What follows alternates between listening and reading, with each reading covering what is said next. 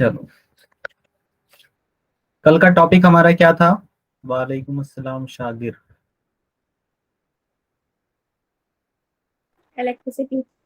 Electricity में हमने काफी कुछ कल पढ़ लिया था। ठीक है, देखो एक छोटा सा इंट्रोडक्शन दे देता हूँ, फिर कुछ क्वेश्चन करा देता हूँ, तब तक सारे बच्चे भी आ जाएंगे। ठीक है, क्योंकि बीच बीच में बहुत सारे लोग आएंगे। सो कल हमने, ओके मोहम्मद आसिफ, चलो ठीक है। सो कल की क्लास में हमने बेसिकली लाइट के बारे में, लाइट का इंट्रोडक्शन देख लिया था। इंट्रो इंट्रो के बाद फिर हम लोग मूव किए थे ओम्स लॉ पे। ठीक है, इंट्रो से ही मैंने ओम्स लॉ स्टार्ट कर दिया था। देन हमने कॉम्बिनेशन कॉम्बिनेशन पढ़ा। Combination combination of what? Resistance. ठीक है, और इसमें हमने दो रेजिस्टेंस देखे थे, दो टाइप के कॉम्बिनेशन देखे थे, एक आपका सीरीज, एक आपका पैरेलल। ठीक है, सीरीज और पैरेलल फॉर्मूला हमने करा दिया था, लेकिन डेरिवेशन सिर्फ और सिर्फ सीरीज की कराई थी, पैरेलल की नहीं कराई थी। ठीक है, एक लास्ट टॉपिक जो आपका रह जाता है वो है हीट एनर्जी, या आप हीट एनर्जी बोल दें, या आप ऐसे बोल दें heating effect of electric current. ठीक है, heating effect of electric current, आप इसे बोल सकते हैं heating effect of electric current. Joule's laws. हाँ, जूल्स लॉ भी बोल सकते हैं, heating effect of electric current. आ रहा है समझ में? हीटिंग। सो ये आपके चार टॉपिक हैं टोटल इस चैप्टर में, जिसमें फर्स्ट, सेकेंड, थर्ड, ठीक है, थर्ड का कुछ पोर्शन हमने कवर कर लिया था, और फोर्थ वाला पोर्शन रह गया था। ठीक है, तो टोटल ये टॉपिक है आपके इलेक्ट्रिसिटी चैप्टर में। इसके बाद न्यूमेरिकल, और मैंने आपसे कहा था कि आज हम लोग ढेर सारे न्यूमेरिकल सॉल्व करने वाले हैं। ठीक है, ठीक है, यस सर। चलो ठीक है, देखो। सो वन बाय वन हम स्टार्ट करते हैं। ओम्स लॉ हम इंट्रोडक्शन हमने काफी अच्छे से देख लिया था, ओम्स लॉ भी हमने काफी अच्छे से पढ़ा था। ओम्स लॉ में हमने ये फॉर्मूला बनाया था कि रेजिस्टेंस की वैल्यू रो एल बाई ए होती है। देन हमने रो पे डिस्कशन किया था कि रो इज कॉल्ड रेजिस्टिविटी। रेजिस्टिविटी, और ये सिर्फ किस चीज पे डिपेंड करती है? रेजिस्टिविटी ओनली डिपेंड करती है मटेरियल पे। अगर देखो मटेरियल नहीं चेंज हुआ, यानी एल्यूमिनियम का एल्यूमिनियम रहा, तो रेजिस्टिविटी सेम रहेगी। ठीक है, जब तक आप मटेरियल नहीं बदलोगे रेजिस्टिविटी चेंज नहीं होगी। ठीक है, आ रहा है समझ में? तो रेजिस्टिविटी डिपेंड करती है ओनली टाइप ऑफ मटेरियल पे। फिर हमने रेजिस्टिविटी का वेरिएशन पढ़ा था। रेजिस्टिविटी का वेरिएशन, रेजिस्टिविटी वेरी करती है कैसे? Resistivity varies with temperature. Resistivity varies with temperature. ठीक है, अगर टेम्परेचर इंक्रीज करोगे, टेम्परेचर बढ़ाओगे, तो रेजिस्टिविटी बढ़ती है, लेकिन कहां बढ़ती है? सिर्फ और सिर्फ कंडक्टर में। और अगर तुम टेम्परेचर इंक्रीज करते हो, तो रेजिस्टिविटी घटती है। कहां पे घटती है? इंसुलेटर और सेमीकंडक्टर में। ठीक है, ये कुछ कल के टॉपिक हैं जो हमने डिस्कस किए थे। फिर मैंने आपको 10 क्वेश्चन दिए थे, नियरली 10 के आसपास थे, तो मैंने आपसे कहा था सॉल्व करने के लिए। मैंने बुक के फॉर्म में दे दिया था, उसमें बुकलेट के फॉर्म में डीपीपी 1 करके। ठीक है, तो कितने लोगों ने सॉल्व किया है उस क्वेश्चन को, या यस सर, टाइम नहीं मैंने मिला? कर ओके, सारे यस सर, सॉल्व हो गए। आसान आसान क्वेश्चन थे, बहुत ज्यादा टिपिकल सर तो थे मैंने भी नहीं। कर लिया। ओके, चलो ठीक है। सो हम स्टार्ट करते हैं अपना डिस्कशन। कल हमने सीरीज कॉम्बिनेशन पढ़ा था, सीरीज कॉम्बिनेशन का हमने प्रूफ ही कर लिया था। तो सीरीज कॉम्बिनेशन स्टार्ट करते हैं, फिर पैरेलल कॉम्बिनेशन पे आएंगे, और जब ये दोनों हो जाएगा तो हम एक छोटा सा इंट्रोडक्शन हीट एनर्जी का लेंगे, और हीट एनर्जी के बाद फिर उसके बाद सारी चीजें हमारी न्यूमेरिकल पे आ जाएगी। कंप्लीट न्यूमेरिकल सॉल्व करना है हमें। ठीक है, आ रहा है समझ में? एक छोटा सा डिस्कशन सीरीज पे, देन पैरेलल का एक प्रूफ, देन हम आ जाएंगे हीटिंग इफेक्ट पे। ठीक है, ठीक है, चलो।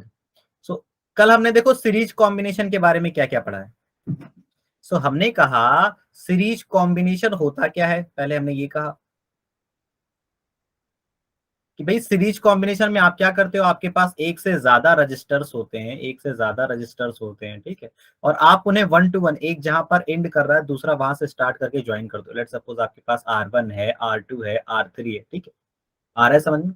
तो इसका हम क्या कैलकुलेट करते हैं? R equivalent. What is R equivalent? Equivalent मैंने बताया था कि देखो इन सब को अगर तुम रिप्लेस कर दो एक रेजिस्टेंस से, such that current in the conductor remains same, current same, such that current same हो, तो उस रेजिस्टेंस को क्या बोला जाता है? R equivalent. और सीरीज कॉम्बिनेशन के केस में आर इक्वलेंट फाइंड कैसे करते हैं? हम R1 plus R2 plus R3 कर देते हैं, और इस तरह से आपका आर इक्वलेंट फाइंड हो जाता है। ठीक है, ये तो हो गया आपका सीरीज कॉम्बिनेशन के केस में। ठीक, आ रहा है समझ में? अब इसके वेरिएशंस देखेंगे। देखो इसके वेरिएशन नंबर फर्स्ट, कि मान लो हमारा ऐसे दे दिया जाए क्वेश्चन कि भाई, वेरिएशन नहीं, इसके और भी चीजें देखनी है। जैसे मान लो दे दिया 2 ओम और यहाँ पे दे दिया 3 ओम और यहाँ पे दे दिया 5 ओम और आपसे कह दिया ऐसा करो आर इक्विवेलेंट फाइंड करो। तो आर इक्विवेलेंट कितना आ जाएगा? बिल्कुल बच्चों वाला क्वेश्चन, 2 3 5। तो आर इक्विवेलेंट की वैल्यू हो जाएगी 2 + 3 + 5 विच इज इक्वल टू 10 ओम। ठीक है, आ रहा है समझ में? अच्छा, फिर इसी में मान लो आपको दूसरा क्वेश्चन दे दिया, ये फर्स्ट क्वेश्चन था, सेकंड क्वेश्चन दे दिया कि भाई हमने क्या किया, हमने 2 ओम लिया, फिर हमने क्या लिया 2 ओम लिया, फिर हमने क्या लिया 2 ओम लिया, फिर हमने क्या लिया 2 ओम लिया। कितनी बार लिया? ऐसा ही 10 टाइम लिया, 10 टाइम्स। ठीक है, तो बताओ 10 टाइम्स कंसिडर करने के बाद जो आर इक्विवेलेंट आएगा वो कितना आएगा? आर इक्विवेलेंट का मतलब क्या है? इन सब को रिप्लेस कर दिया जाए एक सिंगल रजिस्टर से। सो वो जो सिंगल रजिस्टर होता है जो इसके इक्विवेलेंट होता है उसे आर इक्विवेलेंट बोलते हैं। तो आर इक्विवेलेंट होगा कितना? भाई आपको करना क्या है, 2 2 2 सबको ऐड करना है। तो हमको क्या करना है, 2 2 2 सबको ऐड करना है। कितनी बार ऐड करना है? 10 टाइम। तो 2 को 10 बार ऐड करो या 2 को 10 से मल्टीप्लाई कर दो, आंसर सेम आता है। ठीक है, तो बेसिकली इसका आंसर कितना हो जाएगा? 2 × 10 20 ओम। ठीक है, आया समझ में? ठीक। अच्छा, अब एक और चीज देखो, एक यस और सर। वेरिएशन इसका देखो। मान लो एक थर्ड टाइप का क्वेश्चन ले लेते हैं, आपसे ऐसे कह दिया गया कि भाई देखो, एक 5 ओम का रजिस्टर है, ठीक, देन उसके बाद अगेन 5 है, देन अगेन 5 है, एंड सो ऑन, ये ऐसे है 20 टाइम्स। ठीक, देन आपका रिपीट स्टार्ट हो रहा है 7 ohm, then 7 ohm, then 7 ohm, and ऐसे ऐसे सो ऑन 10 टाइम्स। और उसके बाद आपका स्टार्ट हो जा रहा है 10 ओम, ठीक है, देन 10 ओम, देन 10 ओम, और कितने टाइम्स? 3 टाइम्स। वैसे 3 तो दिया, ये 8 टाइम्स कर देते हैं, 8 times so on. So find the R equivalent. आप इसका आर इक्विवेलेंट फाइंड करो। तो आर इक्विवेलेंट कैसे फाइंड करेंगे? देखो 5 गया है 20 टाइम्स, 5 कितनी तक रिपीट किया? 5 5 5। आपका 5 ओम 5 ओम 5 ओम रिपीट किया कितने टाइम्स? 20 टाइम्स। तो आपको करना क्या पड़ेगा? 5 5 5 को ऐड करना पड़ेगा 20 टाइम्स। और क्या करना पड़ेगा? आप ये जो 7 7 7 है, 10 टाइम ऐड हुआ है, तो 7 7 7 ऐड करना पड़ेगा कितनी टाइम्स? 10 टाइम।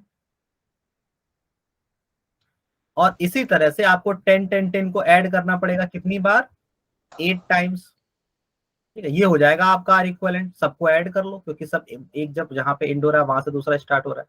सो आप क्या कहोगे? भाई 5 को 20 टाइम्स ऐड करने से बेहतर है 5 को 20 से मल्टीप्लाई कर लो।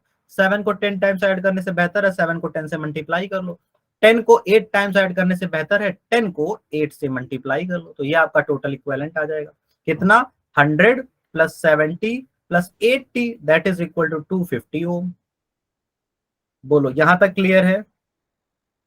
यहां तक क्लियर है? Series yes combination sir. आसान है। ठीक है। Clear sir. Yes sir. अब एक और चीज क्या है कि भाई हम जब आर इक्विवेलेंट कैलकुलेट करते हैं, जैसे मान लो तुम्हारा ये हो गया 2 ओम, फिर हो गया तुम्हारा 5 ओम, ठीक। सो यहाँ पे जब हम आर इक्विवेलेंट कैलकुलेट कर रहे हैं तो हमारा आंसर आता है 7। ठीक है, जो कि 2 से भी बड़ा है और 5 से भी बड़ा है, दोनों से बड़ा है। देखो आर इक्विवेलेंट दोनों से बड़ा है। तो हम कहते हैं कि अगर भाई आपने इंडिविजुअल कोई सर्किट ली जिसमें R1 है, R2 है, R3 है, 3 रजिस्टर है, और आप चले गए इसका आर इक्विवेलेंट कैलकुलेट करने, तो ये जो आर इक्विवेलेंट की वैल्यू आएगी वो R1 से भी बड़ी होगी, R2 से भी बड़ी होगी, R3 से भी बड़ी होगी। ठीक है, सबसे बड़ा होगा। आ रहा है समझ में? इंडिविजुअल से ऑलवेज ग्रेटर होता है, ज्यादा आता है आर इक्विवेलेंट। किस कॉम्बिनेशन में? Series combination. ठीक है, और सीरीज कॉम्बिनेशन में फिर मैंने क्या बताया था? मैंने कहा था सीरीज कॉम्बिनेशन में करंट सेम होती है, सीरीज कॉम्बिनेशन में करंट सेम। इतना क्लियर है? इतना समझ में आया? चलो, यस सर। अब देखो, अब मूव कर जाते हैं हम थोड़ा सा पैरेलल कॉम्बिनेशन की तरफ। अब यहाँ से हम पैरेलल कॉम्बिनेशन स्टार्ट करेंगे। हम पहले डेफिनेशन पढ़ेंगे और फिर जब मैंने पैरेलल कॉम्बिनेशन में लास्ट में मैंने कुछ इंपॉर्टेंट चीजें लिखवाई थी, उसकी हेल्प से फॉर्मूला डिराइव करेंगे पैरेलल कॉम्बिनेशन। तो चलो हम स्टार्ट करते हैं। देखो हम क्या कहेंगे, पहले भी आपको पैरेलल कॉम्बिनेशन बनाना है तो आप क्या करो, मान लीजिए कि आपका पैरेलल कॉम्बिनेशन में 3 रजिस्टर ऐड है। So what is the parallel combination? Parallel combination जब स्टार्ट और एंड, अगर अलग अलग रजिस्टर का स्टार्ट और एंड सेम हो जाए, जैसे मान लो आपका ये R1 है, R2 है, R3 है, तो सबका स्टार्टिंग पॉइंट सबका एंड पॉइंट सेम। ठीक है, तो हम कहते हैं कि भाई ये क्या है हमारा? ये पैरेलल कॉम्बिनेशन। ये पैरेलल कॉम्बिनेशन है जिसमें V वोल्ट बैटरी से कनेक्ट किया गया है। ठीक है, अच्छा इसकी इक्विवेलेंट क्या होती है? इक्विवेलेंट हमने कहा था भाई इक्विवेलेंट का मतलब ये है कि जितने इंडिविजुअल रजिस्टर हैं उन सबको हटाओ, उनके प्लेस पे कोई एक रेजिस्टेंस लाओ, ठीक है, जो सेम पोटेंशियल पर यानी सेम बैटरी पर सेम पोटेंशियल पर करंट सेम प्रोड्यूस करे, यानी अगर इसमें आई प्रोड्यूस हो रही थी तो अब भी आई ही प्रोड्यूस हो, ठीक है, आ रहा है समझ में। सो उस केस में जो इन तीनों को रिप्लेस करेगा रजिस्टर, उसको हम बोलेंगे आर इक्विवेलेंट, उसकी जो भी वैल्यू होगी उसको हम क्या बोलेंगे, R equivalent, such that battery से जो करंट निकले वो दोनों केस में सेम। आ रहा है समझ में, इक्विवेलेंट का मतलब समझ में आया, जो same amount of current drop करे, आ रहा है समझ में, same amount of current battery से निकलवाए, ठीक है, अगर तीन अलग अलग थे तो भी और यहाँ पे भी। सो बेसिकली हम कहेंगे क्या, हम कहेंगे ऐसा करते हैं, ये बताओ इस पैरेलल कॉम्बिनेशन में होता क्या है। कल मैंने बताया था कि जब पैरेलल कॉम्बिनेशन में आई करंट यहाँ आती है तो तीन पार्ट में ब्रेक हो जाती है, ठीक है, एक को हम कह सकते हैं I1, एक को हम कह सकते हैं I2, एक को हम कह सकते हैं I3। ये आई ही है जो ऊपर जाके ब्रेक हो गई, तो हम यहाँ बोलते क्या है, हम कहते हैं भाई करंट डिफरेंट होती है, करंट डिफरेंट होती है, ठीक, डिफरेंट, एंड करंट डिफरेंट होने के साथ साथ जो पोटेंशियल ड्रॉप है, पोटेंशियल यानी डिफरेंस बिटवीन पोटेंशियल, वो सेम होता है। यही तो हमने कल लिखवाया था कल की क्लास में आखिरी में, कि पैरेलल कॉम्बिनेशन में करंट डिफरेंट होती है, पोटेंशियल सेम, और वहीं सीरीज कॉम्बिनेशन में क्या होता है, करंट सेम पोटेंशियल डिफरेंट। तो इसका भी पोटेंशियल वही होगा जो बैटरी का है V, इसका भी वही होगा जो बैटरी का है V, इसका भी वही होगा जो बैटरी का है V। आ रहा है समझ में। कोई क्वेश्चन है आप लोग का, किसी ने कुछ नॉक किया? आसिफ आपने किया? No sir. ओके, चलो कोई क्वेश्चन हो तो पूछ सकते हो।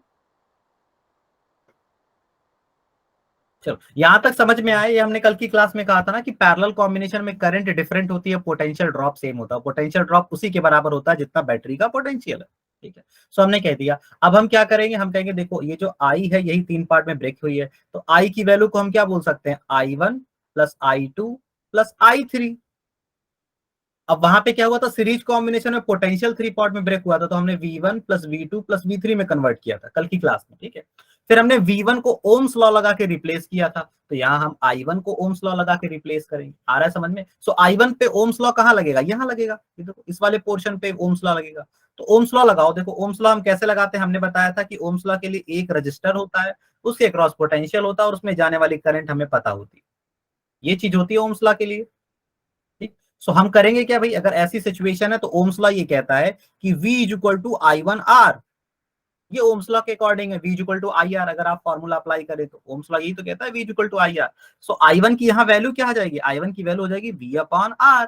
सो यहाँ R है कितना, R1, तो यहाँ भी V अपॉन R1, I1 की वैल्यू V अपॉन R1। सो I1 को हम रिप्लेस कर देंगे किससे, V अपॉन R1 से। सिमिलरली आप I2 को रिप्लेस कर दो, I2 को रिप्लेस कर दोगे आप V अपॉन R2 से। सिमिलरली आप I3 को रिप्लेस कर दो, I3 में देखो I3 यहाँ पे I3 वाले में resistance R3, potential same V, तो आप V अपॉन R3 बोल सकते हैं I3 के प्लेस पे, ठीक। देन हम क्या करते थे, हम I को रिप्लेस करते थे, लेकिन I को कहां से रिप्लेस करते थे, I को इक्विवेलेंट सर्किट से रिप्लेस करते थे। तो इक्विवेलेंट सर्किट में क्या, ये टोटल पोटेंशियल जो ड्रॉप हुआ है वो इसी रजिस्टर के क्रॉस हुआ है, तो V ही हो जाएगा। जितनी करंट इसमें जा रही है वो एज इट इज आपके इक्विवेलेंट रेजिस्टेंस से पास कर जा रही है। तो यहाँ पे अगर आप ओम्स लॉ अप्लाई करते हो तो ओम्स लॉ अप्लाई करने पर आपका ये आएगा V is equal to I into R equivalent, ठीक है। So what is the value of E I, V upon R equivalent. So आप I के प्लेस पे ये रख सकते हो V upon R equivalent.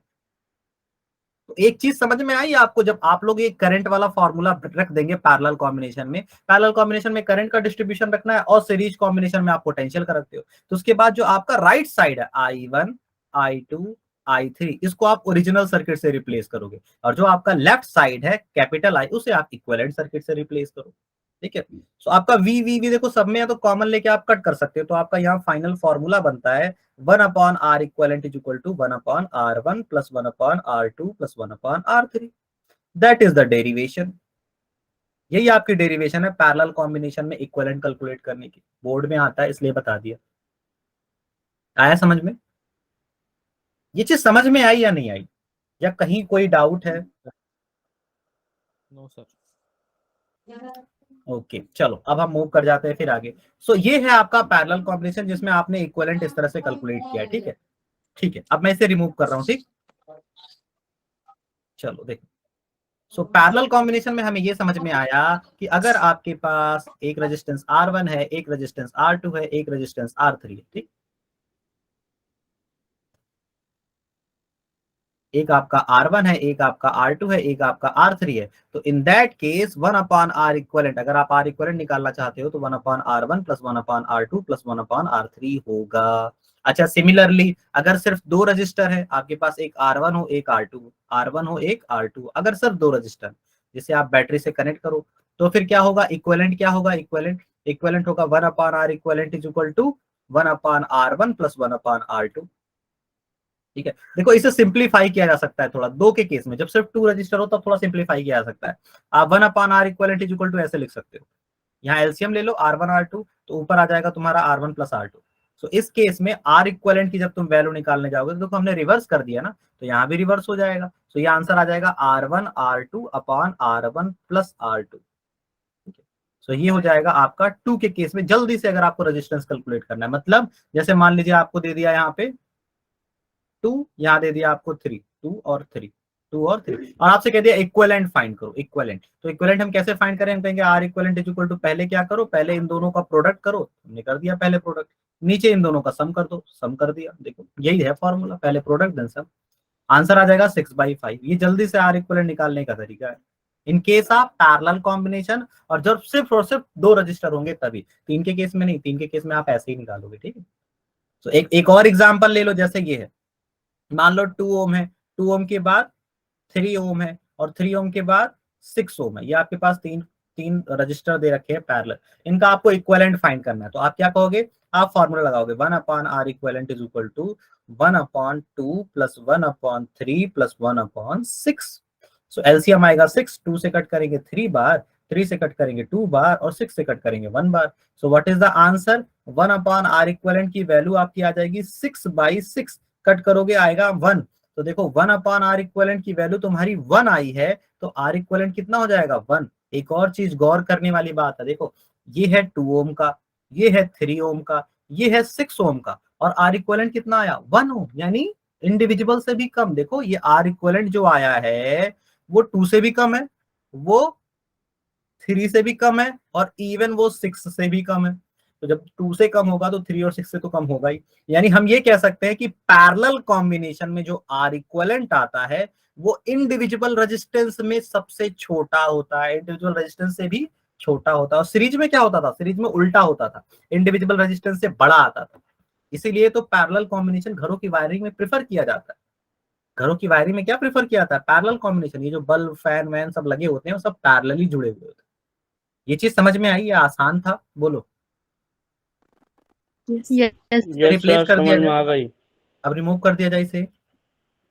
Yes sir.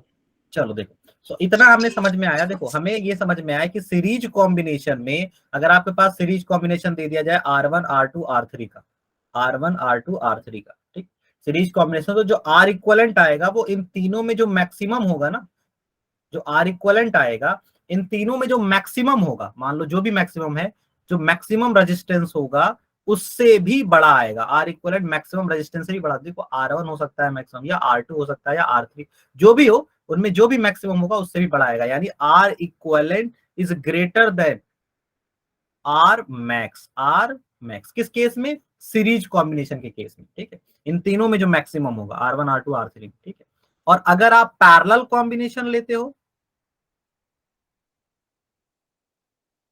Parallel combination लेते हो, तो पैरेलल कॉम्बिनेशन R1 का, R2 का, R3 का, R1 R2 R3। तो मैंने बताया जो R इक्विवेलेंट आएगा वो इन तीनों से छोटा होगा, इवन जो इसमें मिनिमम है ना, R जो मिनिमम है उससे भी छोटा आएगा। आया समझ में, तो R इक्विवेलेंट R मैक्स से भी बड़ा होता है, सीरीज कॉम्बिनेशन में R इक्विवेलेंट R मिनिमम से भी छोटा होता है, यानी इन तीनों में जो सबसे छोटा होगा उससे भी छोटा आएगा। ठीक है, आया समझ में, इतना क्लियर हुआ। चलो अब देखो पैरेलल कॉम्बिनेशन में एक और चीज, मान लो अब हम सेम रजिस्टर की बात करते हैं। सीरीज कॉम्बिनेशन में अगर हमने कह दिया ये R ओम का है, और ये R ओम का है, और ये R ओम का है, और ये भी R ओम का है, ठीक है, और ऐसे ऐसे कितने हैं, N है, ऐसे ऐसे कितने हैं, N। सो R इक्विवेलेंट कितना आता है, आर इक्विवेलेंट आता है, सबको ऐड कर दो यानी n टाइम्स ऑफ आर आता है, ये आपका आर इक्विवेलेंट आता है, Yes, sir. n times of R. अच्छा अब पैरेलल कॉम्बिनेशन पे आते हैं। सो सपोज दैट आपका यहाँ पे क्या दे रखा है आर, फिर क्या दे रखा है आर, फिर क्या दे रखा है आर, ऐसे ऐसे आप n टाइम जा रहे हैं, कितने टाइम जा रहे हैं n टाइम, ठीक है n टाइम जा रहे हैं, इसी तरह से आप रिपीट कर रहे हो n time. So R equivalent आप कैसे कैलकुलेट करोगे, आप कहोगे 1 upon R equivalent is equal to 1 upon R equivalent is equal to, ठीक है, 1 upon R plus 1 upon R plus 1 upon R dash dash dash, ऐसे ही आपको कितनी बार लिखना है n बार। तो 1 upon R 1 upon R 1 upon R अगर आपने n बार ऐड कर दिया तो मुझे लगता है ये आंसर आ जाएगा n बाई आर, क्योंकि 1 अपॉन आर 2 बाई आर होता है ना। तो ऐसे ही अगर आपने n बार ऐड किया, n टाइम ऐड किया, तो कितना आंसर आ जाएगा n बाई आर। देखो 1 अपॉन आर इक्विवेलेंट की वैल्यू n बाई आर आ रही है, तो आर इक्विवेलेंट कितना आएगा, आर इक्विवेलेंट आ जाएगा r बाई n, ठीक है। तो आर बाई एन से क्या मतलब है, आर बाई एन से मतलब ये है कि जैसे मान लो कि अगर तुम्हारा ये 2 ओम, ये मान लो तुम्हारा 2 ओम और 2 ओम है, ठीक है, दोनों है, दोनों पैरेलल में, तो इनका जो इक्विवेलेंट आएगा वो 2/2 आ जाएगा, यानी आंसर 1 आ जाएगा आर इक्विवेलेंट, ठीक है। और क्या मतलब है, देखो और क्या मतलब है, इसे मैं रिमूव कर रहा हूँ, ठीक है। देखो और क्या मतलब है, जैसे मान लो ये तुम्हारा आ गया 30, ये तुम्हारा आ गया 30, ये तुम्हारा आ गया 30, कितनी बार है 3 बार, कितनी बार 3 बार है। तो अगर ये 3 बार है, अगर ये 3 बार है तो इनका आर इक्विवेलेंट कितना आ जाएगा, इनका आर इक्विवेलेंट वो फॉर्मूला अप्लाई करो R by N, parallel combination में आर बाई एन, लेकिन ये सिर्फ तब जब सारे सेम हो।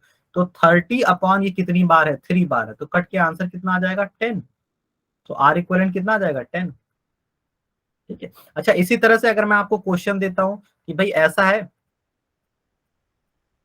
कि यहाँ पे आपका 50 है, फिर यहाँ पे आपका 50 है, और ये रिपीट कर रहा है कितनी बार, मान लीजिए आप 25 टाइम रिपीट हो रहा है, 25 टाइम रिपीट हो रहा है, ठीक है। और उसके बाद 25 टाइम रिपीट होने के बाद फिर नेक्स्ट स्टार्ट हो रहा है, नेक्स्ट कौन सा 50-50 का, 50 100-100 का, 100-100 और ये रिपीट कर रहा है 50 टाइम, ये 50 टाइम रिपीट कर रहा है, इसी तरह से सब पैरेलल में, सारे के सारे पैरेलल में। तो आर इक्विवेलेंट कितना आएगा बताओ, आर इक्विवेलेंट कितना आएगा, सॉल्व करो। ये आया समझ में, 50-50 25 बार रिपीट किया, 100-100 50 बार रिपीट किया, सर एक आएगा। हाँ 1 आएगा, ठीक है। Yes sir. सबका आया,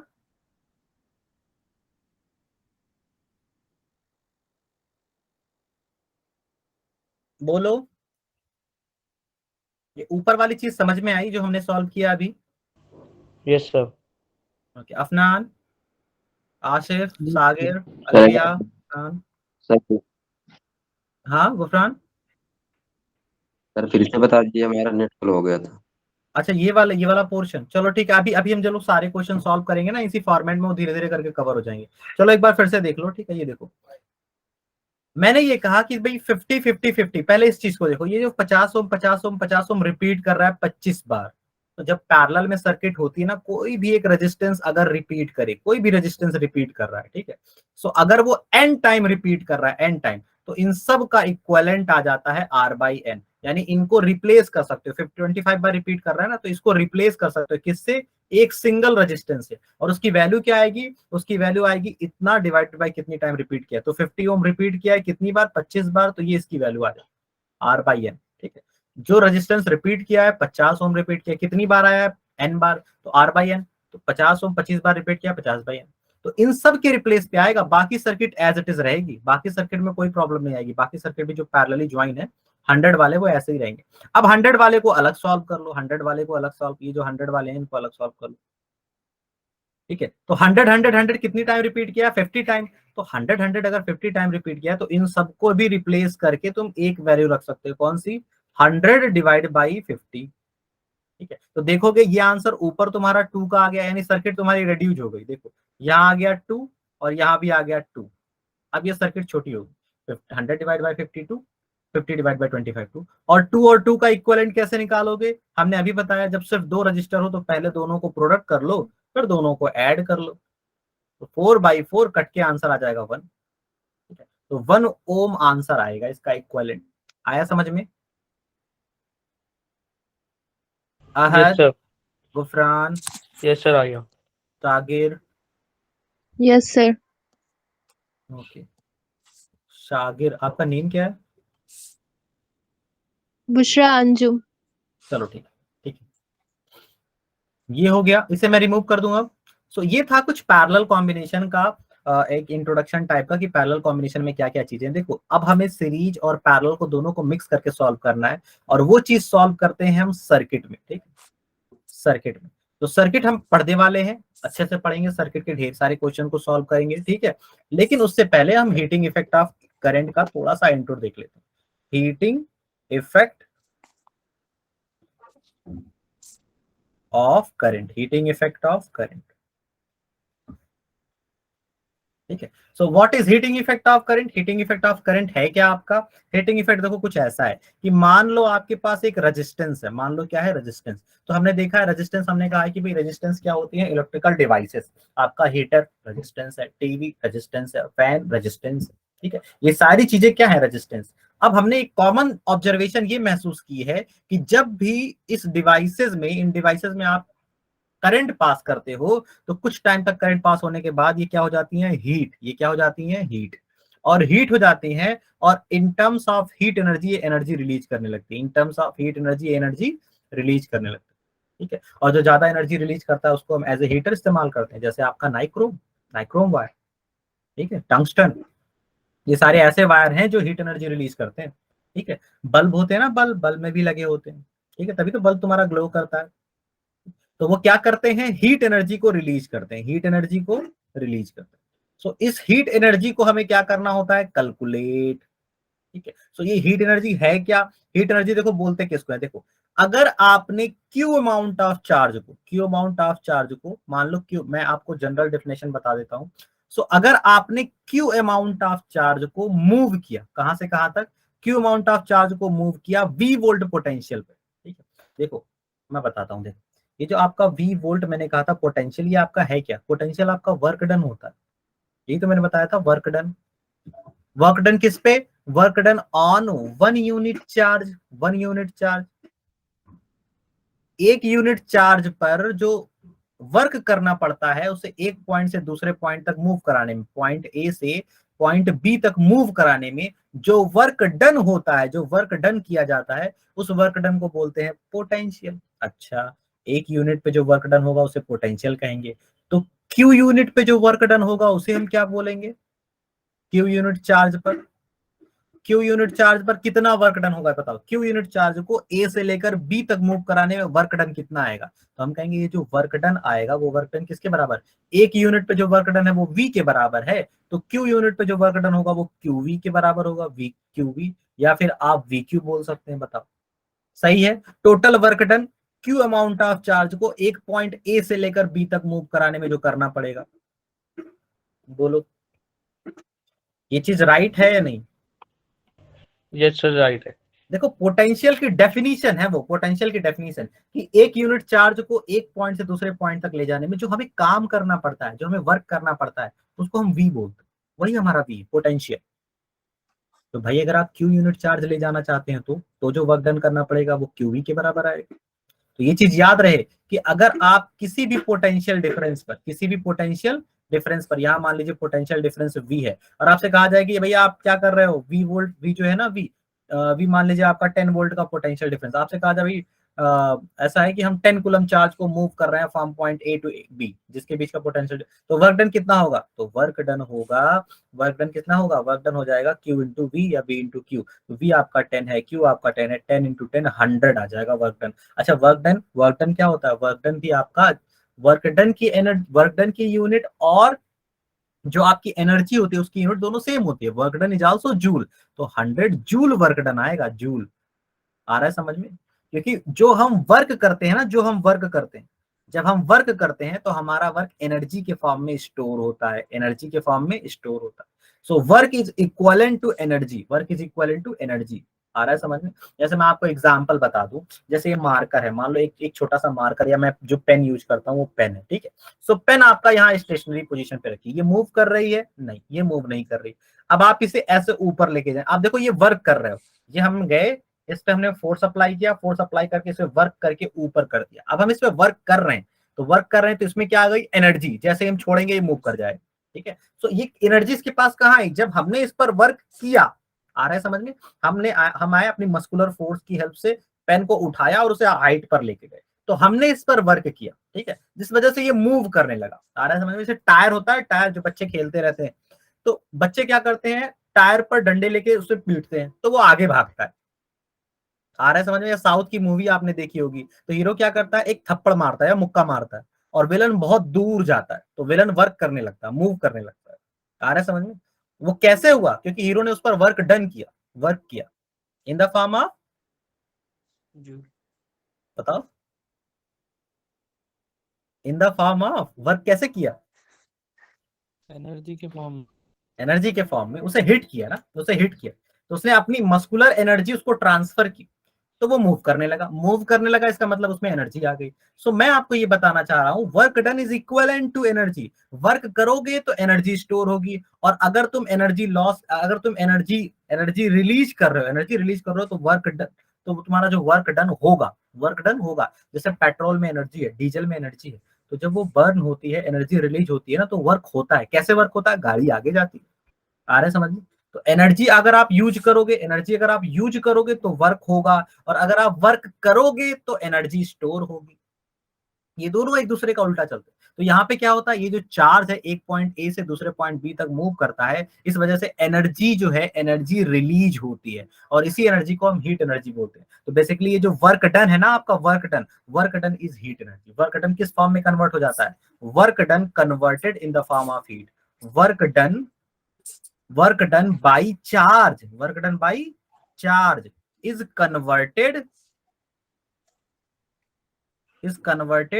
into heat, तो यही हीट के फॉर्म में कन्वर्ट हो जाता है। तो आप बताओ हीट एनर्जी का फॉर्मूला क्या बनोगे, हीट एनर्जी का फॉर्मूला VQ। बोलो आया समझ में या नहीं? हीट एनर्जी का फॉर्मूला क्या हुआ, VQ। और हीट एनर्जी मेजर किसमें करोगे, SI यूनिट क्या हुई, SI यूनिट हुई इसकी जूल, SI यूनिट इसकी क्या हुई, जूल। इतना समझ में आया या नहीं आया?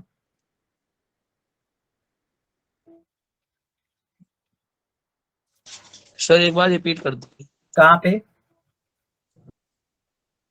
ये वाला वैसी रिवाइज। VQ। देखो सब कुछ छिपा है पोटेंशियल की डेफिनेशन में। पोटेंशियल है क्या, एक यूनिट चार्ज को मूव करने में कितना वर्क होता है, यानी एक तरह से वो रेट है। तो भाई एक यूनिट चार्ज को मूव करने में जो वर्क होता है उसे हम V कहते हैं, पोटेंशियल कहते हैं। तो हम चाह रहे हैं Q यूनिट चार्ज मूव करे, Q यूनिट चार्ज। तो Q यूनिट चार्ज को मूव करने के लिए कितना वर्क करना पड़ेगा, QV, या फिर आप कह दो VQ। आ रहा है समझ में? जैसे ऐसे कहा जाता है ना कि 1 kg एप्पल लिए 90 रुपए का आया, ठीक है, 10 kg लिए तो कितने का आएगा, तो भाई इस 10 को 90 से मल्टीप्लाई कर दो, 10 इंटू 90, 900 रुपए का आएगा। तो वैसे ही यहाँ है, एक यूनिट पे जो वर्क डन है वो V के बराबर होता है, दैट इज योर पोटेंशियल। ठीक है, बोलो। तो इसी तरह से Q यूनिट पे अगर काम करना है तो Q यूनिट पे वर्क डन कितना होगा, तो एक का जो पोटेंशियल उसे आप Q से मल्टीप्लाई, तो वो ये वर्क डन। अब मैंने आपको ये बताया कि वर्क डन ही है जो एनर्जी के फॉर्म में कन्वर्ट हो जाता है, और कौन सी energy, heat energy. Work done ही है जो हीट एनर्जी के फॉर्म में कन्वर्ट हो जाता है। तो हीट एनर्जी की जो वैल्यू होगी वो वर्क डन के बराबर होगी, यानी हीट एनर्जी भी VQ के बराबर होगा। अभी समझ में आया? बोलो शालिम, हुजैफा, यस सर, आ गया। Afnan, Shami, yes sir. Gufran, Fiza, Bushra. Yes sir. Yes sir. Okay चलो, अब देखो इसी फॉर्मूले को और कन्वर्ट कैसे कर दिया गया है, कुछ इस तरह से कन्वर्ट कर दिया गया है। देखो ऐसे कहा गया है कि भाई आपने हीट एनर्जी कहा V और Q, ठीक है, तो हम कहते हैं Q का जमाना गया। अब जो भी बातें की जाती है वो I के टर्म में की जाती है, I और टाइम। ठीक है, कभी तुमने ये कैलकुलेट किया है कि इस वायर से कितना चार्ज पास कर रहा है, नहीं, आपको ये पता होता है इस वायर से कितनी करंट पास कर रही है। तो हम कहते हैं Q को रिप्लेस कर दो। कैसे रिप्लेस कर दो, Q की वैल्यू तो IT के बराबर होती है, हमने पढ़ा था, Q इक्वल टू IT। तो हीट एनर्जी का एक और फॉर्मूला बन के आता है कि heat energy is equal to VIT, VIT। आ रहा है समझ में? This is also formula for heat energy, ठीक है। सो ये एनर्जी का फॉर्मूला तुम कब लगाओगे? ये तब लगाओगे जैसे मान लो तुम्हारे पास कोई एक रजिस्टर है, कोई एक रजिस्टर है जिसमें V वोल्ट का पोटेंशियल दिया गया और V वोल्ट का पोटेंशियल देने पर इसमें I करंट आ रही है, ठीक है। तो टी टाइम में ये कितनी एनर्जी निकालेगा? तो टी टाइम में जब आपको एनर्जी निकालनी होती, कितनी हीट एनर्जी निकालेगा, तो टी टाइम में रिलीज हीट एनर्जी VIT के बराबर, ठीक है। आ रहा है समझ में? तो हम कहते हैं सर एक और चीज है कि अगर हम ओम्स लॉ की सुन लें, ओम्स लॉ की, तो ओम्स लॉ ये कहते हैं कि जो V और I आपने लिया है ना, V और I में रिलेशन होता है। कौन सा relation? V is equal to IR, ये एक रिलेशन होता है। सो अगर हम इस रिलेशन का इसमें यूज करें तो क्या हम फॉर्मूले को बदल सकते हैं? हम कहेंगे हाँ बदल सकते हैं। दूसरा केस भी आएगा, देखो अगर हम V को चेंज कर दें, V को हम कहते हैं V is equal to I आ रहा है, तो अगर आप V को चेंज कर दो, तो चलो V को चेंज कर देते हैं, तो यहाँ हो जाएगा IR और IT, ठीक। आई मिलके आपका क्या हो जाएगा? I स्क्वायर R और T। तो सेम फॉर्मूला हीट एनर्जी का मिल जाएगा I स्क्वायर RT, यानी इन टर्म्स ऑफ रेजिस्टेंस। तो इसका क्या मतलब है? इसका मतलब ये है कि मान लो कि अगर आपका R रेजिस्टेंस है, आपको पोटेंशियल नहीं पता, लेकिन आपको इतना पता है कि भाई देखिए इसमें जो है I करंट पास कर रही है, करंट आपको पता है, ठीक है। तो आप टी टाइम में जो एनर्जी डिसिपेट हो रही है टी टाइम में, वो निकाल सकते हो I स्क्वायर RT से, पोटेंशियल की रिक्वायरमेंट ही नहीं। आ रहा है समझ में? फिर किसी बच्चे ने पूछ लिया कि सर कसम थोड़ा खा रखे हैं कि हम V को ही चेंज करेंगे, हम I को भी बदल सकते हैं। आ रहा है समझ में? हम किसको चेंज कर सकते हैं? हम I को भी चेंज कर सकते हैं। तो कहेंगे ठीक है I को चेंज कर लो। सो I का फॉर्मूला क्या बनेगा? I का फॉर्मूला बनेगा V बाई आर, I का फॉर्मूला बनेगा V बाई आर। तो इसी फॉर्मूले में अब I को रिप्लेस कर दो, I को। सो अगर आप I को रिप्लेस करने जाओगे तो heat energy is equal to जो V था इंटू I के प्लेस पे क्या आ जाएगा? V बाई आर, ठीक है, और T, V बाई आर और T, ठीक है।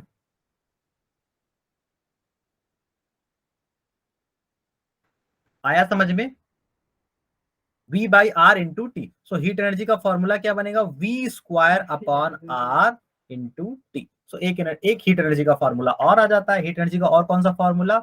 V square upon R into T. तो ये फॉर्मूला कब अप्लाई करोगे? कहोगे सर सेम कॉन्फ़िगरेशन हो, सेम कॉन्फ़िगरेशन हो, R आपका रेजिस्टेंस हो, इनका हमें सिर्फ और सिर्फ पोटेंशियल पता हो और करंट नहीं पता हो, करंट नहीं पता हो। अच्छा तुम मुझे ये बताओ, इस टाइप की सिचुएशन आपके साथ कब होती है और इस टाइप की सिचुएशन आपके साथ कब होती है?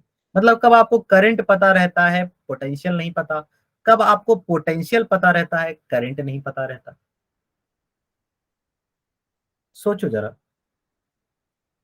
पहली वाली तो सीरीज के केस में और दूसरी पैरेलल के दूसरी केस में। पैरेलल के केस में। इसका मतलब आपको यहां से हिंट मिल रहा है कि अगर आपको सर्किट में सीरीज कॉम्बिनेशन दिया गया, सीरीज कॉम्बिनेशन, तो उस केस में अगर तुम निकालना चाहते हो इससे कितनी एनर्जी रिलीज हो रही है, तो वहां पे आप क्या लगा लो? I स्क्वायर RT, क्योंकि I निकालना आसान होता है। और अगर आपको पैरेलल कॉम्बिनेशन दिया हो, पैरेलल कॉम्बिनेशन, और वहां पे आपको हीट एनर्जी निकालना हो इंडिविजुअल, इसमें भी, इसमें भी, इसमें भी, सो आपको V पता रहता है और R पता रहता है, I पता नहीं रहता। तो आप क्या करो? V स्क्वायर अपान RT लगा लो, V स्क्वायर अपान RT, इस तरह से हीट एनर्जी निकाल लो। तो एक ही फॉर्मूले, देखो इसी एक ही फॉर्मूले के सारे बच्चे हैं। ये बच्चा नंबर 1, बच्चा नंबर 2 और बच्चा नंबर 3 कहाँ गया? ये रहा बच्चा नंबर 3, ठीक। सो एक ही फॉर्मूले से सारे के सारे आए, मीनिंग सबका एक ही है।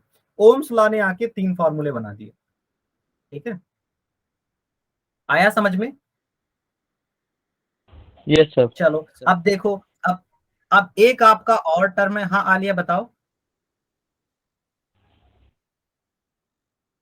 सर वहाँ पर जो है H is equal to B square by R। T, हाँ सही है। तो सर दिया हो और T दिया हो और हमको B निकालना हो तो कैसे निकलेगा? क्या क्या दिया हो, क्या क्या दिया हो? R दिया और T दिया हो, आर दिया हो और टी दिया हो, बस यही दोनों।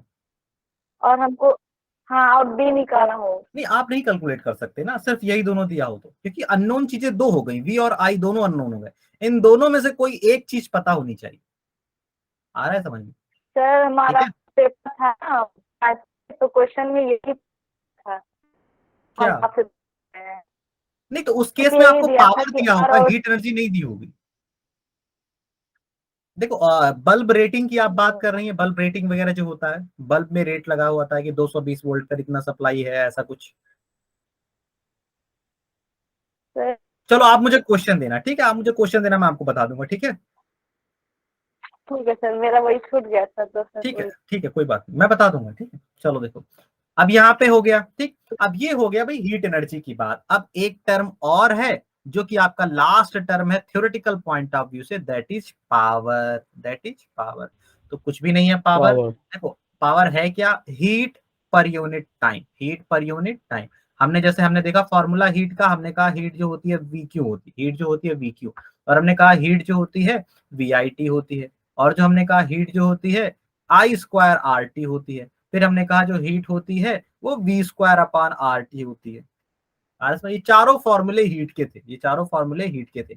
और ये चारों फॉर्मूले, अच्छी बात ये है कि ये चारों फॉर्मूले जो हीट एनर्जी रिलीज हुई है वो किसी भी रजिस्टर के अक्रॉस, किसी भी एक रजिस्टर के अक्रॉस वो टी टाइम में रिलीज हुए, टी टाइम, टी टाइम में रिलीज होने वाली हीट एनर्जी। आ रहा है समझ में? अच्छा, तो टी टाइम में रिलीज, अगर हम 1 यूनिट टाइम में रिलीज होने वाली एनर्जी निकाले तो उसी को तो पावर बोलते हैं। तो पावर निकालने के लिए आपको करना क्या होगा, हीट एनर्जी को टाइम से डिवाइड, ये जो हीट एनर्जी से टाइम से डिवाइड, तो पावर का फॉर्मूला क्या बन जाएगा, आप कहोगे देखो we Q divide by T. और क्या कहोगे, हीट एनर्जी का दूसरा फॉर्मूला, जो पावर का दूसरा फॉर्मूला, यहाँ भी हीट को टाइम से डिवाइड करो, तो जब टाइम से डिवाइड करोगे ये कट जाएगा, तो पावर का एक फॉर्मूला वी आई आ जाएगा। यहाँ भी आप टाइम से डिवाइड करो पावर निकालने के, टाइम टाइम कट जाएगा, पावर का एक फॉर्मूला आई स्क्वायर आर आ जाएगा। यहाँ भी आप टाइम से डिवाइड करो, पावर का एक formula V square upon R आ जाएगा। ठीक है, ये सारे के सारे पावर है। ठीक है, क्लियर? तो पावर है क्या, power heat energy per unit time है। अच्छा देखो, हीट एनर्जी को जो यूनिट होती है ना हीट एनर्जी की, वो होती है आपकी जूल। लेकिन जूल जो है ना बहुत ही छोटी यूनिट है, कॉमर्शियल लेवल पर जूल नहीं यूज की जाती। कॉमर्शियल लेवल पर जो हीट की एनर्जी की यूज की जाती है वो है किलोवाट आवर, किलोवाट आवर। और 1 किलोवाट आवर, किलोवाट आवर को ही हम यूनिट बोलते हैं, किलोवाट आवर को ही हम यूनिट बोलते हैं, यूनिट। जो हमारे घरों में सप्लाई आती है ना, कहते हैं 4 यूनिट सप्लाई आ रही है, नॉर्मल गांव वगैरह में बोलते हैं 4 हाथ पावर आ रहा है, 4 हाथ ऐसे बोलते हैं, 4 हाथ, 4 हाथ की सप्लाई है, 10 हाथ की सप्लाई। तो हाथ का मतलब वहां पे होता है यूनिट। ठीक है, 1 किलोवाट आवर को 1 यूनिट बोलते हैं, 1 यूनिट पावर सप्लाई, 1 किलोवाट का मतलब यूनिट, 1 यूनिट। ठीक है, तो अगर आपके पास 10 किलोवाट पावर सप्लाई आ रही है, 10 किलोवाट आवर इतना आ रहा है, ठीक है, तो इसका मतलब आपके यहाँ 10 यूनिट सप्लाई आ रही है, 10 यूनिट इलेक्ट्रिसिटी। ठीक है, सो 1 किलोवाट किसके बराबर होता है, 1 किलोवाट बराबर होता है 3.6 10 टू द पावर, कितना होता है 5 या 6? 6। 3.6 इंटू 10 के पावर 6 जूल। ठीक है, इतने जूल के बराबर होता है 1 किलोवाट आवर, इतने जूल के बराबर होता है। सो अगर आपको किलोवाट आवर दिया रहे तो आप 3.6 10 के पावर 6 से मल्टीप्लाई कर दो, आपको जूल आ जाएगा। और अगर आपको जूल दिया रहे तो 3.6 10 के पावर 6 से डिवाइड कर दो, किलोवाट आवर आ जाएगा। ठीक है, और ये जो आपका देखो हीट एनर्जी तो आपकी जूल में मेजर की जाती है, जूल में, और जो पावर है वो जूल पर सेकेंड है, और जूल पर सेकेंड को बोलते हैं वाट। क्या बोलते हैं, वाट। और ये एसआई यूनिट है, वाट क्या है, एसआई यूनिट। किस चीज की एसआई यूनिट, पावर की। किस चीज की एसआई यूनिट, पावर की। क्लियर है? तो पावर बराबर W/T भी तो होता है। हाँ, तो W is also work done. मैंने आपसे क्या बोला था, मैंने कहा हीट जो है ना, हीट ये वर्क डन के कंपेरिजन, वर्क डन ही हीट में कन्वर्ट होता है, तो work done per unit time, वहीं से तो आया है। फिजिक्स में हमेशा पावर यही होगा, work done upon time, energy upon time. ठीक है, आया समझ में? जी सर। Yes sir. यहाँ पे हमारा थ्योरेटिकल पॉइंट ऑफ व्यू से ये चैप्टर कंप्लीट होता है। एक और कॉन्सेप्ट है रेटिंग, लेकिन वो न्यूमेरिकल में इंक्लूड किया जाएगा। ठीक है, आ रहा है समझ में? तो अब हम स्टार्ट करते हैं 1 बाय 1 ढेर सारे क्वेश्चंस को सॉल्व करना। ठीक है, ओके। सर वर्क डन को हम हीट भी बोल सकते हैं? हाँ, वर्क डन को आप हीट भी बोल सकते हो, मैं वर्क डन को आप हीट बोल नहीं सकते हो। मैं ये कहना चाह रहा हूँ कि वर्क डन ही है जो आपका हीट में कन्वर्ट हो जाता है। एनर्जी एक फॉर्म से दूसरे फॉर्म में कन्वर्ट होती है ना, तो वर्क डन और हीट एनर्जी आपस में कन्वर्ट होते हैं in case of what, electricity. ठीक है, जब आप, अरे यार जैसे होता है ना गाल लाल हो जाते हैं जब थप्पड़ मारता है कोई तेजी से, तो उसने क्या किया, आपके गाल पे वर्क किया और आपका गाल क्या हो गया, रेड। कैसे रेड हुआ, हीट एनर्जी। Yes sir. होता है या नहीं होता है। होता है। तो एनर्जी बहुत सारे फॉर्म में कन्वर्ट होती है, इवन तुम्हारा साउंड इज आल्सो एनर्जी। आ रहा है समझ में। तब ये देखा है कि जब कोई चीज ऊपर से गिरती है तो लाइटिंग आती है, लाइटनिंग। जैसे अब मूवी की ही बात कर लेते हैं, मूवी में कोई हीरो वगैरह सड़क पे ऐसे रब करता है, बाइक से रब करता हुआ जाता है तो चिंगारी प्रोड्यूस होती है, होता है ना, लाइट स्पार्क प्रोड्यूस होता है। तो उसको हम क्या बोलते हैं, उसको हम बोलते हैं भाई इलेक्ट्रिकल स्पार्क, लाइट एनर्जी। तो एनर्जी बहुत सारी चीजों में कन्वर्ट हो जाती है। कोई ऑब्जेक्ट ऊपर से नीचे गिरा तो एक साउंड होगा, तो एनर्जी साउंड एनर्जी में कन्वर्ट हो गया। ठीक है, यस सर। चलो देखो। सो यहाँ पे हम थ्योरेटिकल पॉइंट ऑफ व्यू से हमने ये चैप्टर को कंप्लीट किया। अगर आप लोग कुछ पूछना चाहते हो कि सर ये वाला पोर्शन स्पेसिफिक रह गया है या ये वाली चीज रह गई है, तो आप मुझसे अभी पूछ सकते हो। 5 मिनट का आपको टाइम दे रहा हूँ, 5 मिनट है आपके पास, कुछ पूछना है तो आप पूछ लो, या कोई और टॉपिक जो रह गया है वो पूछ लो। इसके बाद हम न्यूमेरिकल पे आ जाएंगे। हम सर्किट से सॉल्व करना स्टार्ट करेंगे। सर्किट में ही सारी चीजें आ जाएंगी, रजिस्टर आ जाएगा, रजिस्टर के बाद parallel combination, series combination, power supply, heat energy, सब आ जाएगा। हम बेसिकली सर्किट सॉल्व करेंगे। फिर हम रेजिस्टेंस के क्वेश्चन पे भी आएंगे, ऐसा नहीं है रेजिस्टेंस को छोड़ देंगे। दो ही टाइप के क्वेश्चन होते हैं। कुछ पूछना है। सर यूनिट कैसे निकालेंगे? यूनिट, चलो देखो यूनिट कैसे निकालेंगे। 1 यूनिट के बारे में बताऊं। 1 यूनिट, देखो 1 यूनिट जो है ना, इसी को हम बोलते हैं 1 किलोवाट आवर। 1 किलोवाट आवर, और 1 किलोवाट आवर किसके बराबर होता है, 3.6 10⁶ जूल की। यही कह रहे थे तुम गुफरान, यही कह रहे थे।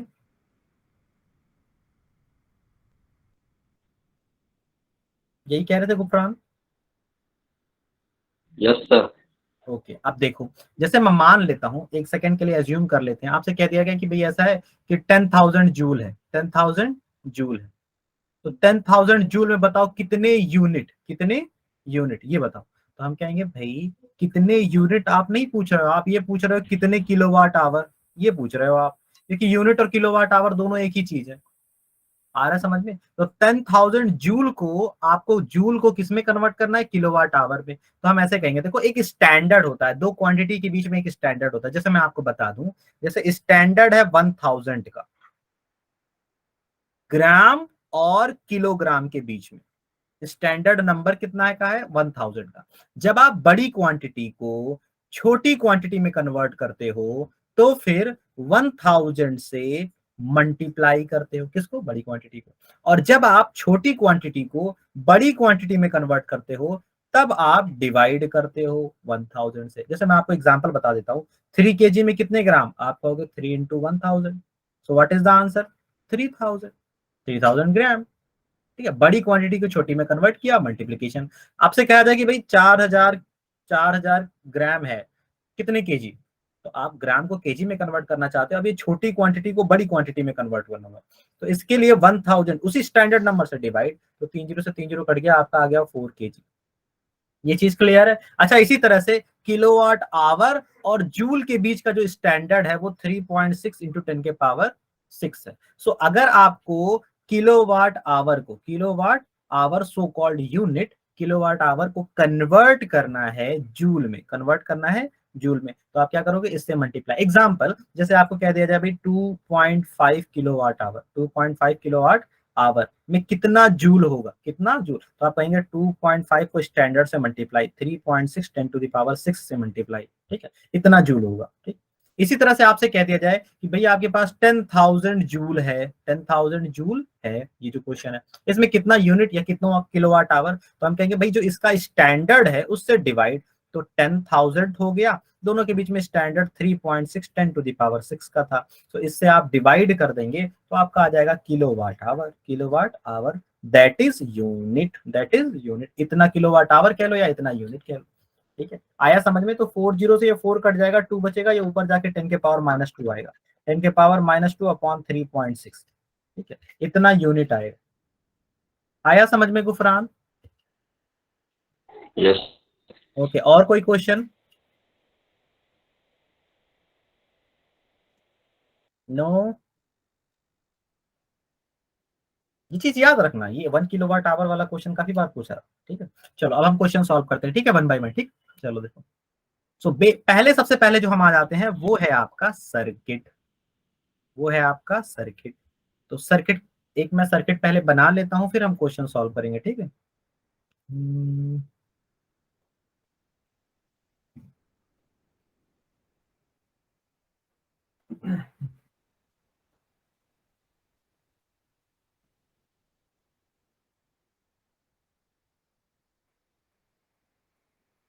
एक कॉमन सी सर्किट ले लेते हैं, सब कुछ सॉल्व कर लेते हैं उसी में, ठीक है। एक सीरीज कॉम्बिनेशन की ले लेंगे, एक पैरेलल कॉम्बिनेशन की ले लेंगे। दिस इज, चलो देखो, सो आपसे कहा क्या गया है, एक सर्किट है आपके पास, ठीक है, एक सर्किट जिसमें है क्या, इस तरह से रेजिस्टेंस लगे हुए हैं, तो ये ना सीरीज में आए ना पैरेलल में आए, ठीक है, दोनों है इसमें। मैं वैल्यू भी लिख दे रहा हूं सबकी, एक आपका 30 है, एक आपका 10 है, ये आपका 30 है, ये आपका 10 है, ये आपका 20, ठीक। ठीक, हम कंप्लीटली एनालिसिस करते हैं इस पर, और आपसे कहा गया है कि भाई इसको 40 वोल्ट पावर सप्लाई से कनेक्ट किया गया, 40 वोल्ट पावर सप्लाई से कनेक्ट किया गया, ठीक है। आ रहा है समझ में? तो देखो, सबसे पहली चीज जो आप फाइंड करोगे ऑलवेज सर्किट में, अगर सर्किट की एनालिसिस करनी है तो, ठीक है, सर्किट की एनालिसिस करनी है तो दो चीजें आती है। सबसे पहले आप चाहो तो आर इक्विवेलेंट फाइंड कर लो, आर इक्विवेलेंट, पूरी सर्किट का आर इक्विवेलेंट है कितना, ठीक है। तो देखो, आर इक्विवेलेंट पूरी सर्किट ना तो सीरीज में है, पूरी सर्किट ना तो पैरेलल में है, तो क्या करेंगे, पार्ट बाय पार्ट वर्क करेंगे। देखो पहले ये वाला पोर्शन देखो, ये वाला पोर्शन पैरेलल में है, और इसका जो आंसर आएगा वो इसके साथ सीरीज में होगा, ऐसा ही है। तो हम क्या करेंगे, पहले इन दोनों का आर इक्विवेलेंट, इन दोनों के आर इक्विवेलेंट को लेट सपोज मैं R1 बोल दे रहा हूं, तो अगर मैं R1 बोलूंगा ना, तो R1 की वैल्यू कितनी आएगी, मैंने कहा था जब दो रजिस्टर पैरेलल में हो तो आप क्या करो, दोनों को प्रोडक्ट कर दो और दोनों के सम से डिवाइड कर दो, यही तो हमने रूल पढ़ा था। आप पैरेलल को रूल भी लगा सकते हैं, 1/R1 is equal to 1/R plus 1/R2, ऐसे लिख सकते हो, 1/R1 और R2। ये R1 इक्विवेलेंट है, बेसिकली R1 इक्विवेलेंट, इन दोनों का इक्विवेलेंट, ठीक है। आ रहा है समझ में? तो आपका आंसर कितना आएगा, 200/30, तो 3 से 3 कट जाएगा, आपका 20/3 ओम आ जाएगा, 20/3। तो 20/3 ओम इस पोर्शन का आया, तो इनको रिप्लेस करके हम क्या कर सकते हैं, एक इक्विवेलेंट लगा सकते हैं। यहाँ पे 40 ओम की सर्किट है ना, 40 वोल्ट की, सो हम क्या करेंगे, इन दोनों को रिप्लेस कर दो 30 ओम, 30 ओम के बाद इन दोनों को रिप्लेस कर दो और एक रिजल्टेंट लगा दो 20/3, ठीक है। ये अब देखो, ये दोनों सीरीज में आ गए, क्योंकि एक जहां पर इंड हो रहा है, दूसरा वहीं से शुरू हो रहा है, तो R equivalent, whole the circuit का आर इक्विवेलेंट कितना होगा, पूरी सर्किट का, इन दोनों को भी रिप्लेस करना है बस। तो किससे रिप्लेस करेंगे, 30 plus 20/3, because of series, because of series. तो आंसर कितना आ जाएगा, 90 प्लस 20/3, यानी 110 डिवाइड बाई 3, 110/8। सो मैं क्या कर रहा हूं, मैं इसे 111 मान ले रहा हूं। उसका रीजन ये है कि हमारा आंसर इंटीजर भी आ जाएगा, ठीक है, ऐसे ही आ रहा है समझ में, तो नियर अबाउट आंसर आ जाएगा, तो सॉल्व करना आसान रहेगा। इसे 3 से डिवाइड करो, 3 3 जा 9, 3 3 जा 9 आपका, 2 1 3 7 जा 30, तो 37 ओम आर इक्विवेलेंट आपका आया, 37 ओम आर इक्विवेलेंट आया। अच्छा, 37 ओम आर इक्विवेलेंट आया, तो फिर आप क्या कर सकते हो, सर्किट को रीडिजाइन कर सकते हो ऐसे कि भाई यहाँ पे 40 वोल्ट है और यहाँ पे रेजिस्टेंस है 37 ओम का, करेक्ट है। ये वाली सर्किट, ये वाली सर्किट, ये वाली सर्किट, तीनों एक दूसरे का इक्विवेलेंट है, बताओ, एक ही सर्किट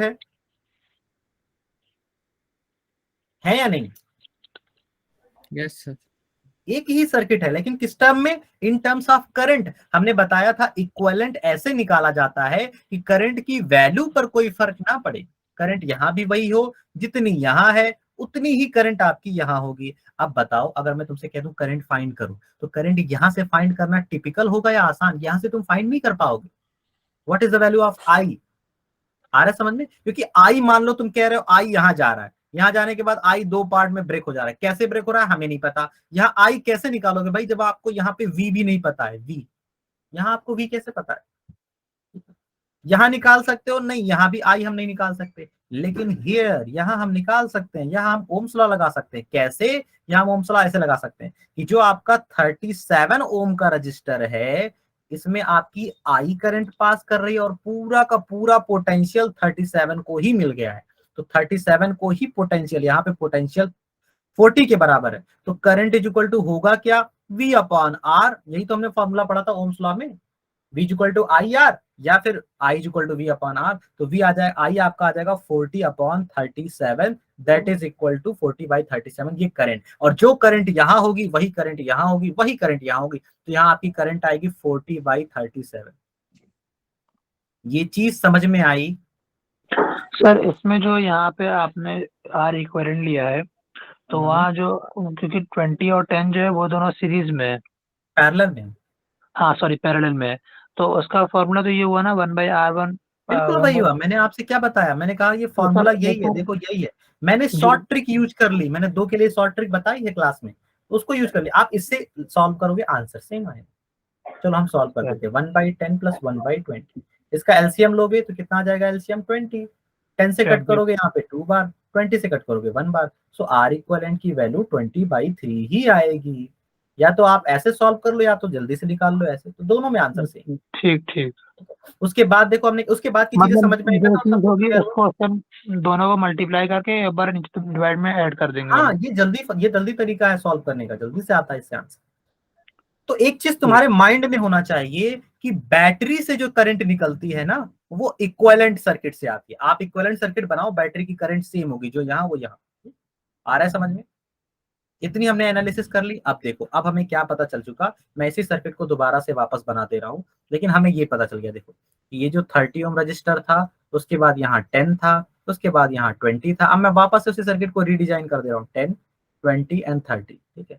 और आपको ये पता चल चुका है कि जो यहाँ पर करंट निकल रही है बैटरी से, जो यहाँ पे बैटरी से करंट निकल रही है 40 वोल्ट सप्लाई पे, जो करंट आ रही है वो करंट आपकी कितना है, वो करंट आपकी 40/37 है, 40/37।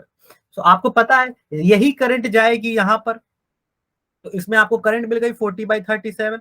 अब देखो एक रजिस्टर है जिसकी वैल्यू 30 है और उसमें आपको करंट पता है, आई पता है, आर पता है, तो क्या आप पावर नहीं कैलकुलेट कर सकते हो? What is power? पावर आपका आई स्क्वायर आर नहीं होता? होता है ना। तो करंट देखो, सीरीज एक तरह से सीरीज वाला बिहेवियर है ना यहाँ पे, तो सीरीज वाले में आई स्क्वायर आर लगाते हैं, मैंने बताया, और पैरेलल वाले में वी स्क्वायर अपॉन आर लगाते हैं, क्योंकि पैरेलल में पोटेंशियल सेम होता है। बोलो, यहाँ आप पावर भी निकाल सकते हो, कितनी पावर है। अगर आपको टाइम दिया जाए तो टाइम से आप हीट एनर्जी भी निकाल सकते हो, टाइम को मल्टीप्लाई तो करना है, ठीक है। अच्छा आप देखो क्या होगा, यही करंट जो आपकी 40/37 है, यहाँ पर आके 2 पार्ट में ब्रेक होगी, कुछ इधर जाएगी, कुछ इधर जाएगी, ठीक है। आ रहा है समझ में? बोलो, कितना समझ में आया? अच्छा तुम इंडिविजुअल करंट भी फाइंड कर सकते हो। यहाँ पे कितनी करंट जाएगी, I1, यहाँ पे कितनी करंट जाएगी, I2। आप I1 और I2 भी फाइंड कर सकते हैं, उसका भी तरीका है, देखो मैं बताता हूँ। अच्छा एक बात बताओ, क्या ये दोनों पैरेलल कॉम्बिनेशन है? देखो अब इस क्वेश्चन को हम छोड़ देते हैं, हम देखो यहाँ पे सॉल्व करते हैं, इस तरह से सॉल्व करते हैं। बिल्कुल। देखो यहाँ इस तरह से सॉल्व करते हैं। हमारा प्रॉब्लम ऐसे हो गया कि भाई देखो यहाँ पे आपका 40/37 करंट जा रही है, कुछ करंट यहाँ ब्रेक हो रही, कुछ करंट यहाँ पे हमने I1 मान लिया, यहाँ पे हमने I2 मान लिया, और यहाँ पे 20 ओम है, यहाँ पे 10 ओम है। बताओ I1 और I2 की वैल्यू क्या होगी? ठीक है, बाकी सर्किट को आप छोड़ दो, साइड में रहने दो। सो हम कहेंगे भाई देखो, अगर ये दोनों पैरेलल हैं तो इन दोनों के अक्रॉस पोटेंशियल सेम होना चाहिए, जो पोटेंशियल यहाँ का वही पोटेंशियल यहाँ का, करेक्ट। तो हम कहेंगे ठीक है, जरा यहाँ पोटेंशियल निकालना। तो पोटेंशियल तुम ये कह सकते हो 20 I1 होगी हमारी 2 एम्पियर। नहीं भाई, 2 एम्पियर हो ही नहीं सकती। करंट ही तुम्हारी जो बैटरी से आ रही है वो 1 एम्पियर है, नियरली 140/37 1 के आसपास ही है। तो 1 ब्रेक करके 2 में कैसे कन्वर्ट हो सकता है? और नीचे क्या आएगा, नीचे पोटेंशियल क्या आएगा, नीचे पोटेंशियल तुम्हारा आएगा 10 टाइम्स ऑफ I2। ये हमने कैसे लिख दिया, देखो पोटेंशियल का फॉर्मूला होता है, अगर आपको करंट पता है, रेजिस्टेंस पता है, तो V equal to I R, Ohm's law लगाओ, ओम्स लॉ। तो ओम्स लॉ आई आपका दे रखा है, आर आपका दे रखा है 20 इंटू आई, 20 I1। इसी तरह से 10 इंटू आई, 10 टू 20 I2। तो ये दोनों बराबर होने चाहिए। ये चीज समझ में आई? बोलो, मैं भी आपको इस चीज का फॉर्मूला दे दूंगा। अच्छा मैं डायरेक्ट फॉर्मूला बता दूं या बिल्कुल समझा के कि कैसे आंसर आया? आप हाँ डायरेक्ट फार्मूला, चलो ठीक है डायरेक्ट फार्मूला ले लो। देखो इधर देखो, जैसे मान लो तुम्हारे पास एक क्या है, एक रेजिस्टेंस R1 है, ठीक है, एक रेजिस्टेंस R2 है, एक रेजिस्टेंस R2 है, ठीक? और यहां से कोई एक करंट आ रही है I, ठीक है, और तुम्हें यहाँ पे करंट निकालना I1 में, यहाँ पे वैल्यू निकालनी है करंट की value, that is called I1। So I1 की वैल्यू देखो कैसे निकालते हैं। I1 की वैल्यू निकालने के लिए आप क्या करोगे, जो करंट आ रही है ना, जो करंट आ रही है उसे आप मल्टीप्लाई कर दो दूसरे वाले रेजिस्टेंस के साथ, R2 के साथ, और R1 प्लस R2 दोनों का सम ले लो, तो that is the answer I1। अच्छा इसी तरह से मान लो तुम्हें इसमें करंट चाहिए, I2 चाहिए, इसमें चाहिए I2। सो I2 की वैल्यू निकालने के लिए हम क्या करेंगे, जो करंट हमारे पास टोटल आ रही है, अब इस बार I2 निकालने के लिए इससे मल्टीप्लाई कर लेंगे टोटल करंट, यानी यहां निकालना है तो ऊपर वाले से मल्टीप्लाई करेंगे R1 से, ठीक है, और टोटल रेजिस्टेंस नीचे ले लेंगे। सो आपके पास क्या आ जाएगी, करंट दूसरी। आ रहा है समझ में? इसको और मैं सिंप्लीफाई कर देता हूं, जैसे मान लो यहाँ पे आपका मान लो आपका 2 ओम है और यहाँ पे आपका है 3 ओम, ठीक है, और आपके पास करंट आ रही है 10 एम्पियर, 10 एम्पियर की करंट आ रही है, और मैंने आपसे कह दिया कि भाई यहाँ पे करंट निकालो I1 और यहाँ पे करंट निकालो I2। सो आप कहोगे तो सर I1 की जो वैल्यू है ना, ये जो 10 करंट आ रही है, I1 आपको निकालना है तो 10 को 3 से मल्टीप्लाई करो और उनके सम से डिवाइड कर दो, और अगर आपको I2 निकालना है तो 10 को ही मल्टीप्लाई करो 2 के साथ, क्योंकि I2 निकालना है तो इस रजिस्टर से मल्टीप्लाई करना पड़ेगा, और टोटल सम से डिवाइड कर दो। सो व्हाट इज द आंसर, 30/5, और यहाँ आंसर 20/5। कट कर दो, ये आ जाएगा आपकी वैल्यू 6, यहाँ कट कर दो, ये आ जाएगी आपकी वैल्यू 4।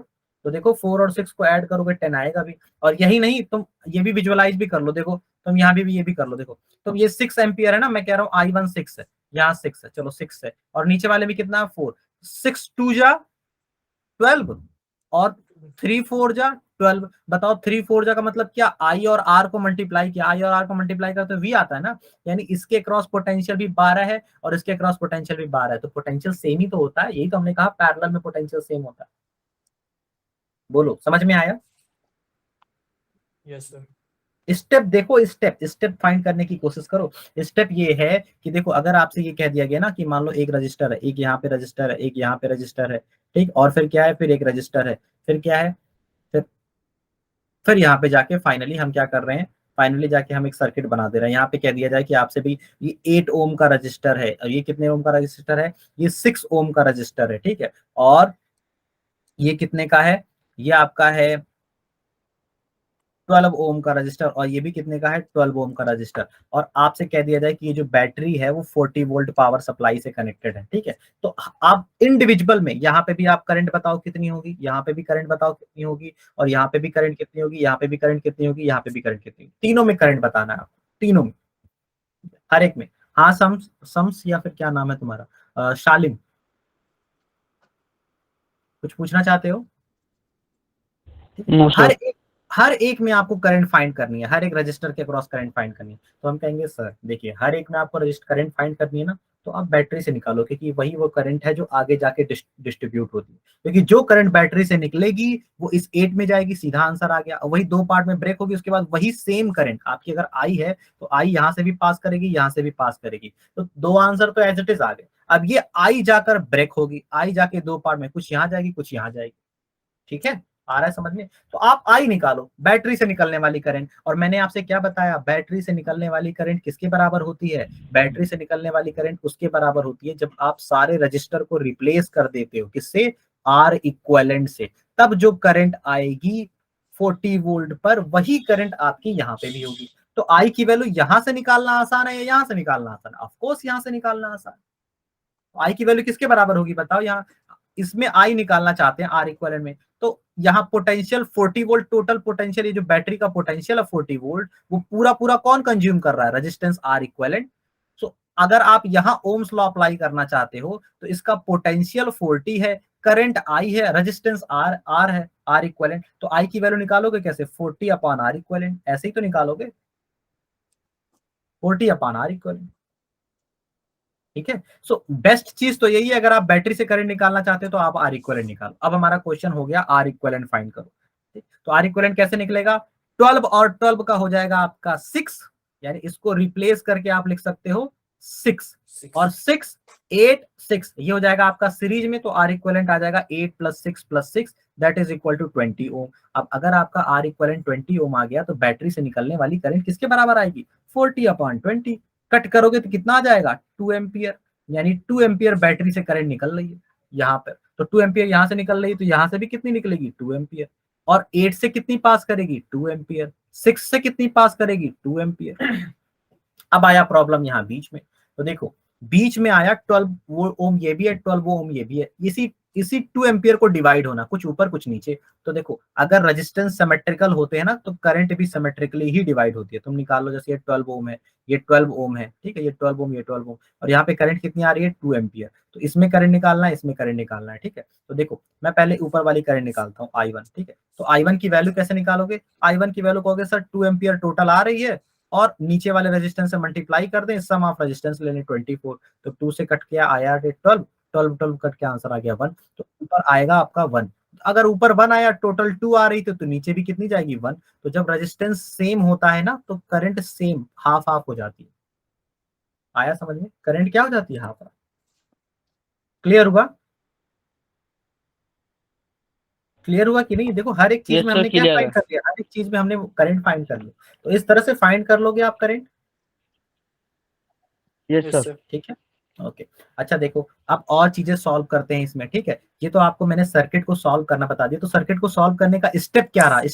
स्टेप ये रहा आपका, एक तरह से आप स्टेप में ऐसे कहोगे कि सर पहले हम आर इक्विवेलेंट फाइंड करेंगे, आर इक्विवेलेंट के बाद करंट फाइंड करेंगे जो बैटरी से निकलती है। अब जब हमें बैटरी से निकलने वाली करंट मिल गई तो हम इसी करंट को डिस्ट्रीब्यूट करके जो मन में आएगा वो फाइंड कर सकते हैं। जैसे आपसे कह दिया जाए कि ये जो 8 ओम है ना, 8 ओम, बताओ इसमें पावर कितनी? तो हम कहेंगे सर पावर निकालने के लिए कुछ फॉर्मूले हैं हमारे पास, I²R है, V²/R है, या फिर VI है, ये तीनों में से कुछ भी। लेकिन हम यहाँ पे पोटेंशियल नहीं जानते, तो पोटेंशियल नहीं जानते तो ये दोनों फॉर्मूला तो कट हो गया, बचा I²R, अप्लाई कर देते हैं। I की वैल्यू कितनी? 2, तो 2 का स्क्वायर मल्टीप्लाई बाई 8, ठीक है। सो 4 8 जा 32 वाट हो जाएगा, 32 वाट पावर। इसका वाट, इसका कितना हो जाएगा? 32 वाट। सो करंट की हेल्प से तो आप सब कुछ फाइंड कर सकते हो, इसलिए करंट इज मोस्ट इंपॉर्टेंट, ठीक है। सर्किट में आया समझ में? सर हर रेजिस्टेंस के लिए अलग वो होगी हीट? हाँ, हर रेजिस्टेंस की अलग अलग पावर आएगी, पावर अलग अलग आएगी।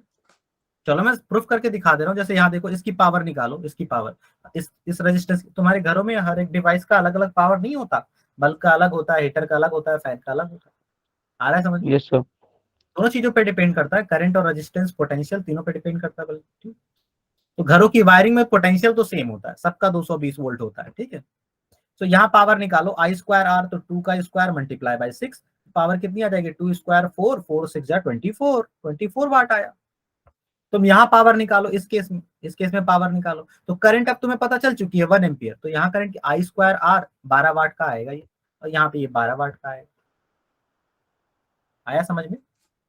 यस सर, हो एक गया चीज क्लियर। और नोटिस करो, ये देखो कि ये 6 ओम का रेजिस्टेंस था, डन, और ये 8 ओम का रेजिस्टेंस था। जब दोनों सीरीज कॉम्बिनेशन में, तो पावर किस में ज्यादा आ रही है? पावर 8 वाले में ज्यादा आ रही है। 8 वाले में ज्यादा पावर है। हाँ, उसका रीजन है, देखो एक सेकंड, ये रीजन है। सीरीज कॉम्बिनेशन की एक एनालिसिस और देखते हैं, सीरीज कॉम्बिनेशन। तो सीरीज कॉम्बिनेशन में मान लो तुम्हारा R1 R2 R3 है, R1 R2 R3 है, ठीक है, और इसमें करंट I जा रही है, तो आपको पता है I ही यहाँ पे भी होगी, I ही यहाँ पे भी होगी, I ही यहाँ पे भी होगी। तो इसमें पावर निकालोगे तो कितना आएगा? I²R1, इसमें I²R2, इसमें I²R3। आ रहा है समझ में? तो भाई I² तो सब में सेम है, तो जो रेजिस्टेंस बड़ा होगा उसका पावर ज्यादा आएगा। लेकिन किस केस में? सिर्फ और सिर्फ सीरीज के केस में, क्योंकि यहाँ I सेम होता है।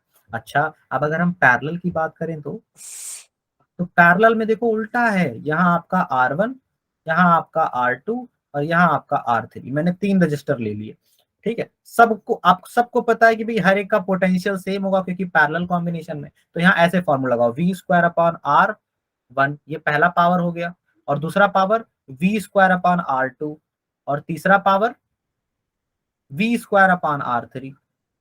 इसका मतलब जिसका रेजिस्टेंस ज्यादा हुआ उसकी पावर कम हो गई, उसकी पावर कम हो गई। पैरेलल कॉम्बिनेशन आ रहा है समझ में? उसकी पावर क्या हो गई? कम। तो पैरेलल कॉम्बिनेशन में जिसका रेजिस्टेंस ज्यादा होता है उसकी पावर कम होती है, और सीरीज कॉम्बिनेशन में जिसका रेजिस्टेंस ज्यादा होता है उसकी पावर ज्यादा होती है। क्लियर है? क्लियर सर, बिल्कुल। बिल्कुल क्लियर। चलो ठीक है। एक क्लियर का एक मतलब और होता है, क्या होता है? साफ पहले ही नहीं पढ़ा। चलो ठीक है, एक मैं क्वेश्चन देता हूं, उसमें आप लोग फाइंड करो, आपको क्वेश्चन में यही चीजें फाइंड करनी है। सो आपके पास 2 ओम का रजिस्टर है, देन आपको दो चीजें हैं, एक 4 ओम, एक 4 ओम यहाँ पे है, ठीक है, 4 ओम 4 ओम इस तरह से है, और 4 ओम के बाद आपको बैटरी से कनेक्ट किया गया है। बैटरी से किससे कनेक्ट किया गया है? 10 वोल्ट की बैटरी है, 10 वोल्ट की बैटरी से कनेक्ट किया गया। आपको दो चीजें बतानी है स्टेप बाय स्टेप। पहले आप आर इक्विवेलेंट बताओ सर्किट का, आर इक्विवेलेंट बताने के बाद आई बताओ, आई कौन सी? जो बैटरी से निकल रही है, जो कैसे निकल रही है? बैटरी से निकल रही है। फिर आप थर्ड चीज बताओ कि 2 ओम से 4 ओम से 4 ओम से कितनी करंट पास करेगी, इंडिविजुअल आपको करंट बताना। ये तीनों चीजें बताओ। अगर ये तीन चीजें निकालना सीख गए ना तो सर्किट सॉल्व करना आ गया। ठीक है, सर आर इक्विवेलेंट आया हमारा 4, बिल्कुल बहुत सिंपल था, 4। ठीक है, आई आया मेरा 5/2। Very good. ठीक है, नीचे गलत आया आई मेरा। 5/2 गलत आया, क्यों? 2.5 ही एक तो आएगा। मिनट, v इक्वल टू सही आया आई अभी। आर।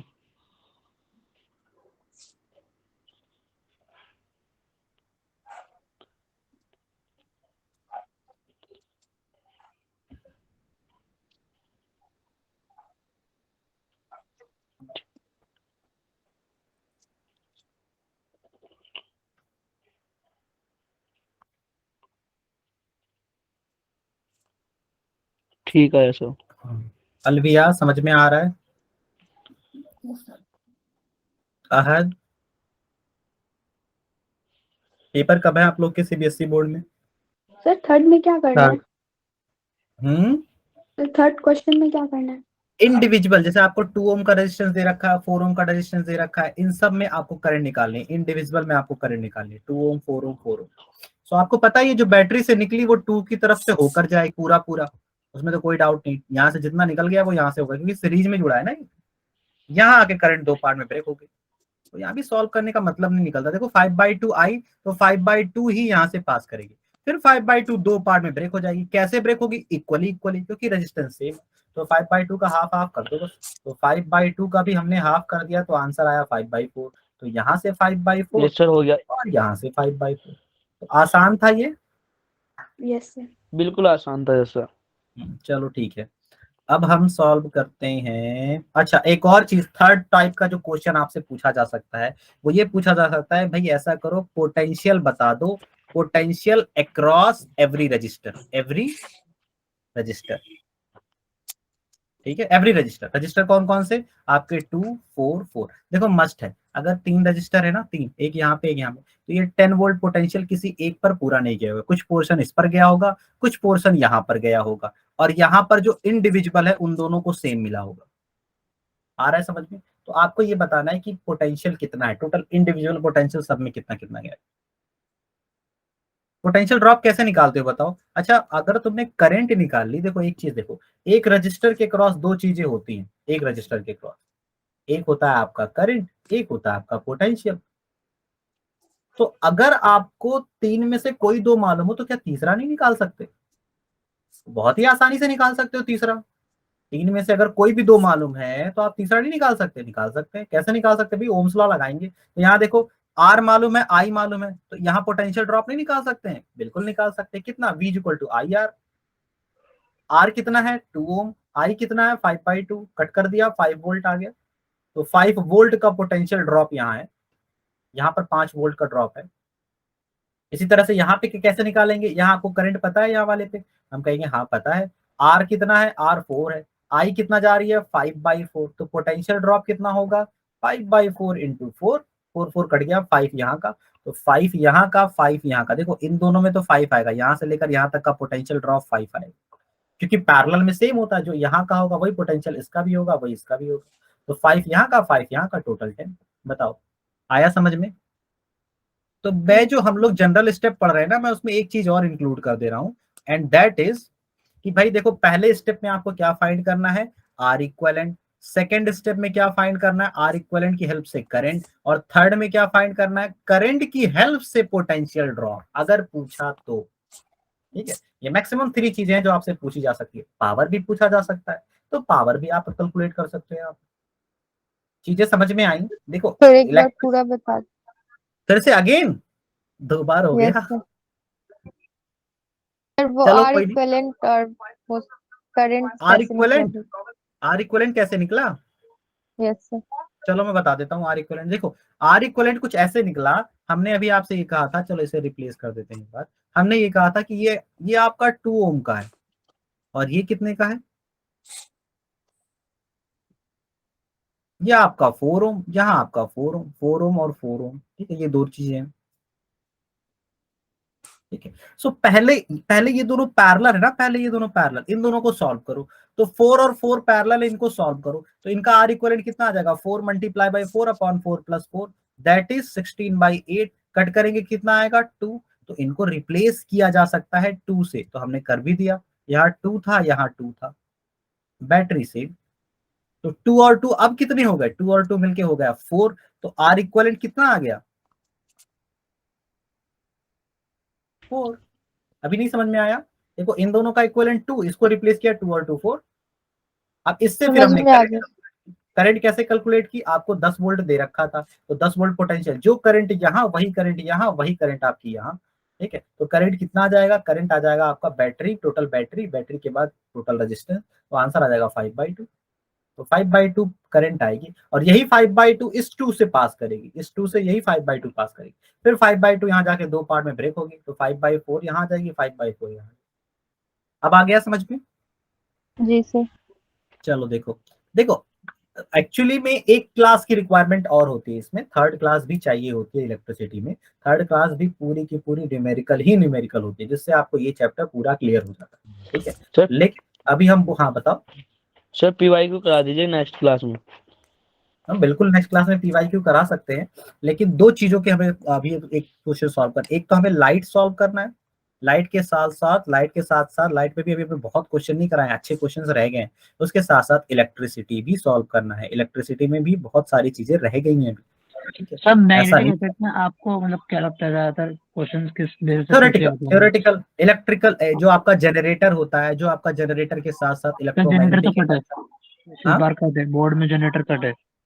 हाँ तो ऐसे ही जनरेटर कट है, मोटर तो ऐसे होगा, मोटर हाँ नहीं सॉरी, मोटर कट है, जनरेटर है मोटर कट नहीं है। भाई, जनरेटर कट किया गया होगा, मोटर होगा। मुझे याद नहीं, मैंने देखा था आज शायद, आई थिंक जनरेटर चलो कट है देखो या motor। जनरली इसकी वर्किंग आती है, अभी जो यूपी बोर्ड का पेपर हुआ उसमें भी आपकी वर्किंग आ गई थी। ठीक है, तो ऐसे कट नहीं करेगा, मुझे लगता है कि एक तो कोई है, मोटर होगा, तो मोटर की वर्किंग आपसे पूछ लेगा, हम इलेक्ट्रोमैग्नेटिक लोगों का इंडक्शन कैसे दोनों है। बन। हाँ यूपी बोर्ड में शायद दोनों ही था, लेकिन मैंने पेपर में देखा था कि मोटर के बारे में, इलेक्ट्रिकल जनरेटर के बारे में आया। ठीक है, जो तुम्हारा वो पोर्शन है ना मैग्नेटिज्म है, मैग्नेटिज्म तो बहुत थोड़ा सा हो जाता है, बहुत ज्यादा नहीं रहता। ठीक है, सर ये तो मेरी सर पहली बार क्लास है। मैग्नेट और ये हाँ बार सर मैं मैग्नेट इन सब के बारे में भी आता है। हाँ शालिम बताओ। सर मेरी पहली क्लास थी आज, जो पहली क्लास हो गई, तो उसे कैसे बैकलॉग कैसे कवर करूँ? बैक जैसे कुछ रिकॉर्डेड लेक्चर ऑलरेडी अवेलेबल है, वो आप लेके कवर कर सकते हैं। ठीक है, यस सर। और मैग्नेटिज्म हमने पढ़ा नहीं है अभी यहाँ पे, मैग्नेटिज्म की बस वैसी ही बात हो रही है, मैग्नेटिज्म हमने पढ़ा नहीं। ठीक है, सो वो रिकॉर्डेड लेक्चर आपको मिल जाएंगे। ठीक है, सर मेरे वैसे पेपर तो कंप्लीट हो चुके हैं, कल का पेपर लास्ट है बस। कल का पेपर किस चीज का है, इंजीनियरिंग ग्राफिक है। किस चीज का? इंजीनियरिंग ग्राफिक है। इंजीनियरिंग ग्राफिक, इंजीनियरिंग डिजाइन, यानी वो जो स्केल लेके बाकायदा कैलकुलेशन करके 30 डिग्री 60 डिग्री पे कोई चीज हाँ सर डिजाइन करते सर, हैं, 3D व्यू। जैसे सर मोटर वोटर डिजाइन कर, मोटर हाँ रजिस्टर डिजाइन 3D करते हैं वे। हाँ चलो चलो कोई नहीं, अच्छी अच्छी चीज होती है वो, मुझे बहुत पसंद थी उससे।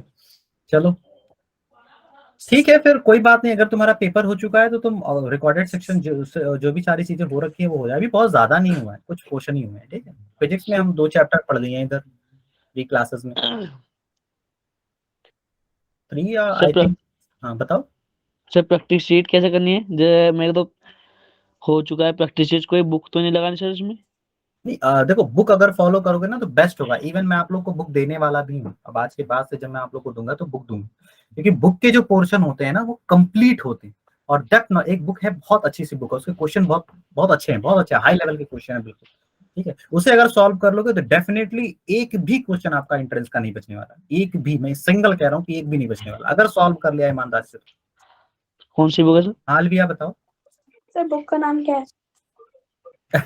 बुक का नाम मुझे नहीं मालूम, लेकिन ये है कि मेरे पास वो एक्चुअली में सॉल्व पेपर टाइप की है, ठीक है। तो आप दोगे आ रहा ना है समझ में? हाँ आप दोगे सर ना वो वो बुक? आप कह रहे थे कि मैं बिल्कुल, मैं पीडीएफ के फॉर्म में अभी PDF सेंड के कर दूंगा, फॉर्म- ठीक है, 1 बाय 1 चैप्टर वाइज ओ चैप्टर अभी सेंड कर दूंगा, बल्कि मैं उसके ओके। क्वेश्चंस लगवाऊंगा भी। आप अगर सॉल्व करके आओगे तो आपको क्वेश्चन का लेवल फील हो जाएगा, आप यहाँ आके फिर पूछ सकते हो, ठीक है। सर सर, आप वैसे कह नहीं रहे मिलेगी थे बुक क्वेश्चन- सर, वो फ्लिपकार्ट पे नहीं हाँ। मिलेगी? फ्लिपकार्ट चलो Amazon मैं पे? लिंक सेंड कर दूंगा, ठीक है, उसके नेम वगैरह सारे सेंड कर दूंगा बुक के, ठीक है। हाँ अनस बताओ। आप कह रहे थे कल की क्वेश्चन भेज दूंगा। अनस बिल्कुल भेज दूंगा। अनस मैंने लास्ट में तुमसे क्या कहा था कि तुम मुझे मैसेज कर दो व्हाट्सएप पे और मैं तुम्हें तुरंत भेज दे रहा हूँ, लेकिन तुमने मैसेज किया नहीं।